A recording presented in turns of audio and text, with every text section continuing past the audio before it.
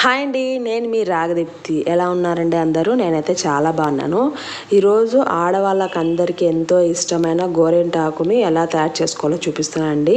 అందరికీ తెలిసే ఉంటుంది, బట్ ఒక్కొక్కరు ఒక్కొక్కలాగా మిక్సీ పట్టుకుంటారు లేదా దంచుకుంటారు. సో నేను ఇలా చేశానండి. ఒక్క నిమ్మకాయ గోరింటాకు వేసి కొద్దిగా నీళ్ళు వేసి మెత్తగా రుబ్బుకున్నామంటే మనం పెట్టుకున్న గోరింటాకు ఎర్రగా పండుతుంది అనమాట. సో సామెత ఉంది కదండి, పెద్దవాళ్ళు చెప్తుంటారు కదా, మన చేతికి గోరింటాకుని బట్టి మనకు వచ్చే మొగుడు భర్త ఎలాంటి వాడు, మంచివాడా కాదా అని. సో జస్ట్ జోక్ చేస్తున్నా అండి. సో మనం పెట్టుకునే గోరింటాకు ఎర్రగా పండితే మంచివాడు, లేదంటే లేదనేది కాదు. మన గోరింటాకు పెట్టుకోవడం వల్ల చేతికి మన ఒంట్లో ఉన్న వేడి మొత్తం లాగేస్తుంది. అందుకనే ఒక సైంటిఫిక్ రీజన్గా ఒకటి అలా చెప్తుంటారండి పెద్దవాళ్ళు. సో నేను చెప్పిన విధంగా ఫాలో అవ్వండి, గోరింటాకు బాగా ఎర్రగా పండుతుంది. మీకు నా వీడియో నచ్చినట్టయితే please like, share and subscribe.